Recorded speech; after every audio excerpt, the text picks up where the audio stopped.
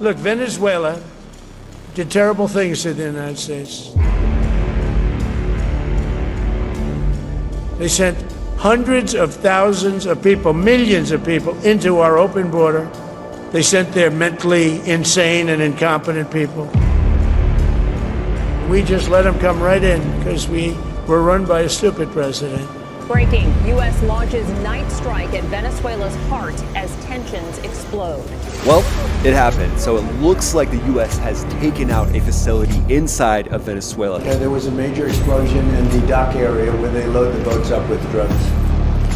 They load the boats up with drugs, so we hit all the boats, and now we hit the area. It's the implementation area. That's where they implement, and that is no longer around.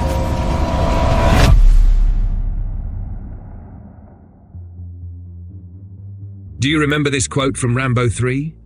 An American general tells a Soviet general, after the Soviets capture him in Afghanistan, "We had our Vietnam, and now you have yours."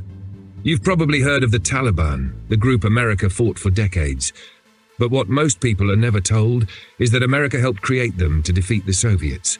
They trained them, they armed them with Stinger missiles, they fed them intelligence, and it worked. Afghanistan became the Soviet Union's Vietnam. But here's what almost no one is talking about. Russia is planning to return the favor. Moscow has a strategy to turn Venezuela into a new Vietnam, a graveyard for any empire foolish enough to step into it. So here's the billion-dollar question. Is Trump foolish enough to drag America into yet another fruitless war? And if the answer is yes, why? What does Trump hope to gain? And what happens when Russia, Iran, and China turn Venezuela into America's worst nightmare? But remember, this video has limits. It's censored for our safety. For the unfiltered version, check our Telegram channel, link in the description. So buckle up, because a Venezuela invasion wouldn't be patriotism, it would be strategic suicide, disguised as strength.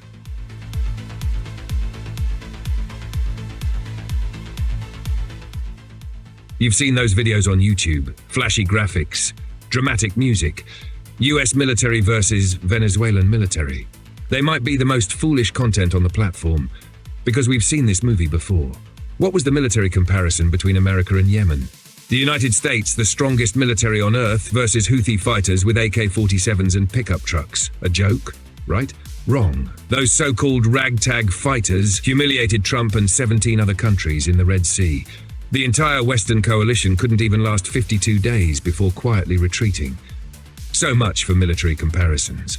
Now imagine Venezuela, because this time it will be much, much worse. Here's what nobody is telling you. Unlike Iraq or Afghanistan, where America hid behind the excuse of fighting terrorism, Venezuela is over 70% Catholic. When American bombs start killing Christian families who pray the same way most Americans do, how does Trump explain that on Fox News? What happens when social media floods with images of burning churches and dead children clutching rosaries? The propaganda collapses. And Trump isn't even pretending anymore. He's openly salivating over Venezuela's oil, 303 billion barrels, more than Saudi Arabia, more than Russia, more than anyone. No weapons of mass destruction excuse, no spreading democracy lie, just raw, shameless theft. So obvious even his own supporters can see it. But here's where it turns catastrophic. Iraq was 7,000 miles away. Afghanistan was 7,500 miles away. The chaos stayed over there. Venezuela? 2,500 miles from Florida, connected by land through Central America straight to the US border. So what happens when millions of refugees fleeing American bombs start moving north? Colombia collapses, Central America destabilizes, and they all head to one place, America's southern border.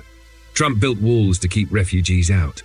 Now he's about to create the largest refugee crisis in Western Hemisphere history, and watch it slam directly into Texas, Arizona, and California.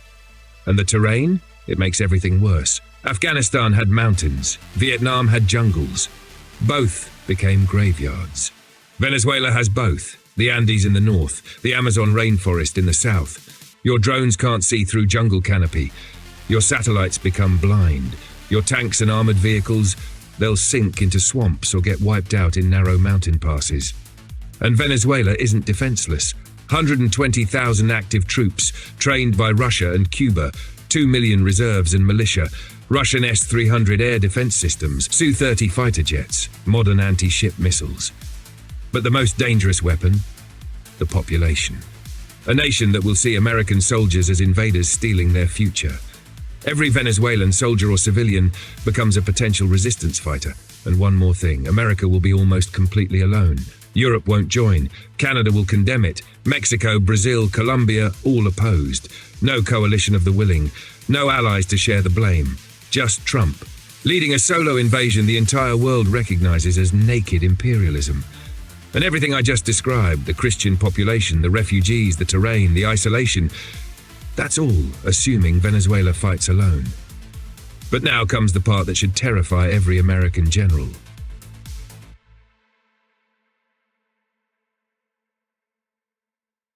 This is where it becomes truly terrifying. Russia will arm Venezuela the same way America armed Afghanistan in the 1980s. Remember the Stinger missiles? The ones that turned Soviet helicopters into flying coffins and flipped the entire war?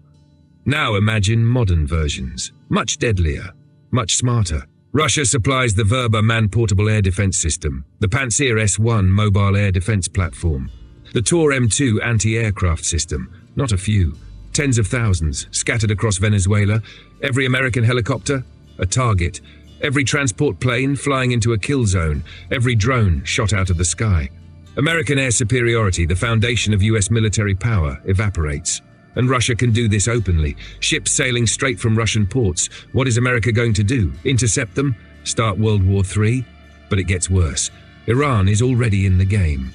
Iran is supplying Venezuela with drones and cruise missiles. The Shahed 136 kamikaze drones, the same ones that humiliated advanced air defenses. The Fatah 1 hypersonic missile, traveling at Mach 15, too fast for any existing defense system. The Sumar cruise missile, with a 3,500-kilometer range. Now imagine those weapons stationed in Venezuela. Venezuela is 2,500 kilometers from Miami, 3,000 kilometers from Houston, 3,500 kilometers from Washington, D.C. Iranian missiles launched from Venezuela could strike any major city on the US East Coast or Gulf Coast. For the first time since the Cuban Missile Crisis, America faces devastating strikes on its homeland with almost no warning. And here's the irony. America has placed missiles on Russia's borders for decades. America arms Taiwan and Japan with missiles aimed at China. America surrounds Iran with military bases. Now Russia, Iran, and China do the same to America. And the US can't respond without triggering global war. Then comes China. China keeps Venezuela alive, over $60 billion invested in oil refineries and infrastructure. China keeps buying Venezuelan oil despite US sanctions. China provides financing. China provides dual-use technology. China makes sure Venezuela never runs out of money to buy Russian and Iranian weapons. This creates sustainable resistance, a war that can last decades. America learned this lesson in Afghanistan. You cannot win when your enemy has unlimited supply lines. Now imagine that, with 3 nuclear superpowers backing your opponent. And now comes the final nightmare. The US military is already overstretched, propping up Ukraine against Russia, preparing for a possible war with China over Taiwan, maintaining bases in more than 70 countries. So where do the troops for Venezuela come from? Pull them from Europe? Russia pushes harder in Ukraine. Pull them from Asia? China moves on Taiwan. Pull them from the Middle East? Iran dominates the region. This is the trap.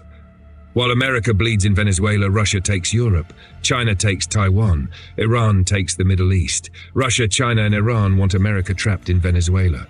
So why would Trump do this? Because the rich get richer.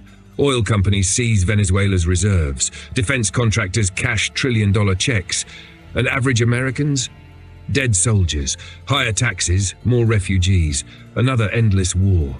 This is Iraq, Afghanistan, and Vietnam combined. Except this time the enemy has Russia, Iran, and China behind them. America cannot win this war. We can't show you everything here. For unfiltered analysis, check our Telegram channel, link in the description. If this video opened your eyes, hit that subscribe button, because when this war starts, you'll want to see what happens next, and trust me, it's going to get ugly. Like and share this, not for me, but because YouTube is already trying to bury content like this. Your engagement is the only weapon we have against their algorithm. This is Eastwind Brigade, where our voices unite, and we rise together.